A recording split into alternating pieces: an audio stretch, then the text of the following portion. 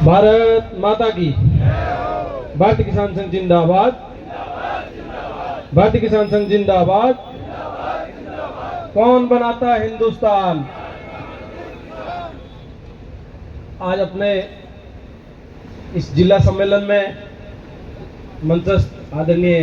प्रदेश अध्यक्ष जी, प्रांत अध्यक्ष जी, संभाग के उपाध्यक्ष मंगनाराम जी, जिला अध्यक्ष जी, संगठन मंत्री जी, संभाग के मंत्री हमारे नरेंद्र जी भाई साहब, और आज इस जिला कार्यकारिणी के चुनाव के अधिकारी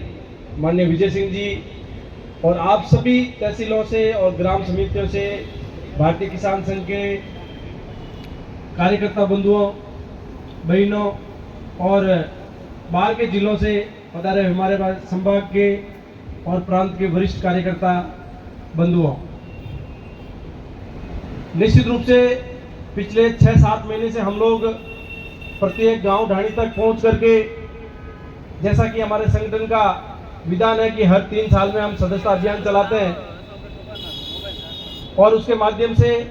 किसानों को नए सिरे से संगठन से विधिवत तरीके से जोड़ते हैं। उसके पश्चात हमारी ग्राम समिति का हम गठन करते हैं। वहाँ पर एक 11 कार्यकर्ताओं की, किसान कार्यकर्ताओं की टोली का गठन करते हैं, जो उस ग्राम समिति, उस क्षेत्र के किसानों की आवाज को तहसील, जिला और सक्षम स्तर तक पहुंचा करके किसानों के हक और न्याय की बात करते हैं। पिछले कई महीनों से हम लोग लगे हुए थे क्षेत्र में, और आप सब लोगों ने कई मायनों में जिले में कीर्तिमान बनाते हुए एक सफल सदस्यता अभियान चलाया, सफलतापूर्वक ग्राम समितियों का गठन किया। जोधपुर जिले में तहसील और उप तहसील की जो संख्या है उसमें आधे से अधिक तहसीलों का गठन हम लोगों ने पिछले दिनों चुनाव प्रक्रिया से परिवार भाव से सर्वसम्मति से संपन्न किया। उसी क्रम में आज ये 26 तारीख का कार्यक्रम 1 महीने पहले से निश्चित था, लेकिन हमने कई बार देखा है कि जब भी भारतीय किसान संघ का जिला स्तर का कोई बड़ा कार्यक्रम हम तय करते हैं, उस कार्यक्रम से पहले इतने बड़े संकट आते हैं कि हम लोगों को उस बड़े कार्यक्रम से पहले ही सड़कों पर धरने प्रदर्शन करने पड़ते हैं और अपनी समस्याओं को तात्कालिक रूप से बिना उस बड़े कार्यक्रम का इंतजार किए रखने का मजबूर होना पड़ता है। ये स्थिति इस कार्यक्रम को लेकर के हुई और पिछले 6-7 दिनों में पूरे क्षेत्र में बिजली की समस्या को लेकर के हम लोग 3311 के जीएसएस हो चाहे 132 केवी के जीएसएस हो, वहां पर धरने प्रदर्शन करने को मजबूर हो रहे हैं। और जहां इस समय हमें खेतों में अपनी फसलों की देखभाल और सिंचाई के लिए खड़ा होना चाहिए, उस समय हम लोग सड़कों पर बिजली की व्यवस्था को सुधारने की मांग को लेकर के संघर्ष करते हुए दिख रहे हैं। निश्चित ये हमारा दुर्भाग्य है कि हमें उम्मीद के अनुसार कभी भी शासन प्रशासन का सहयोग नहीं मिला, और हर बार जब हमें आवश्यकता होती है जिस चीज की, चाहे जिस समय खाद की आवश्यकता हो तो उसमें खाद के लिए तरसना पड़ता है, जब सिंचाई की आवश्यकता हो तो बिजली के लिए हमें परेशान होना पड़ता है, और जब हमारी फसलें खराब होती है तो आपदा अनुदान और मुआवजे के लिए भी हमें संघर्ष करना पड़ता है। जैसा कि अभी सभी वक्ताओं ने बताया कि किसानों की इसी रोजमर्रा के संघर्ष और परेशानियों को लिए, उनके समाधान के लिए, किसानों को जागरूक करने के लिए और हमारी समस्याएं परेशानियां कम हो और हम सभी किसानों का मन भी अपनी आर्थिक स्थिति में सुधार करने के साथ साथ समाज उपयोगी हमारा काम लगे, हमारा समय लगे, देश के उत्थान में किसानों का समय लगे, इसको लेकर के हम निरंतर प्रयास करें, ताकि हमारी ये जो तात्कालिक जो समस्या है उनका समाधान करने के बाद हम लोग भी तेजी से इस देश में, समाज में अपना योगदान दे सकें। लेकिन थोड़े थोड़े काल बाद वो समस्या फिर सर उठाने लगती है और फिर खड़ी होती है। मैं ये नहीं कह सकता कि किसानों में जागरूकता नहीं है, संगठन नहीं है, क्योंकि जितनी बड़ी संख्या में आप सब लोग यहाँ पधारे और यहाँ पर एक निश्चित सूची के अनुसार ग्राम समिति के तय कार्यकर्ताओं को आमंत्रित किया गया था, और जो अपेक्षित कार्यकर्ता है उन सभी कार्यकर्ताओं ने अपनी यहाँ उपस्थिति दर्ज कराई है। और जिस एक जिले में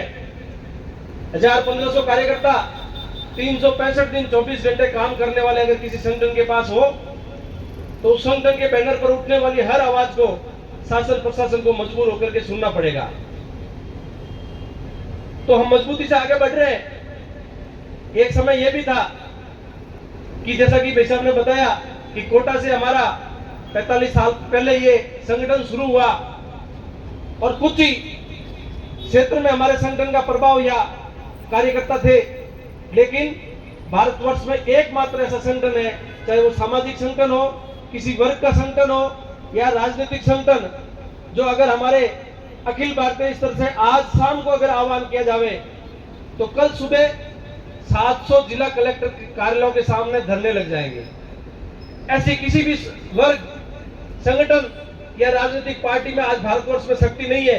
जितनी शक्ति भारतीय किसान संघ के संगठन में है। तो जो हमारा संगठन राष्ट्रव्यापी और गैर राजनीतिक रूप से 365 दिन 24 घंटे किसानों के बीच में काम करता है, यही जो पद्धति हमारी है, ये अन्य संगठनों और जो भीड़ है उससे हमें अलग करती है। और जिस प्रकार का अनुशासन आप कार्यकर्ताओं के बीच में है, मैं मान सकता हूं कि जितने भी कार्यकर्ता यहाँ बैठे हैं, अंदर ही अंदर मन में उनमें बहुत बड़ा आक्रोश है, मन में बिल्कुल भी शांति नहीं है। भाई साहब कह रहे थे कि सभी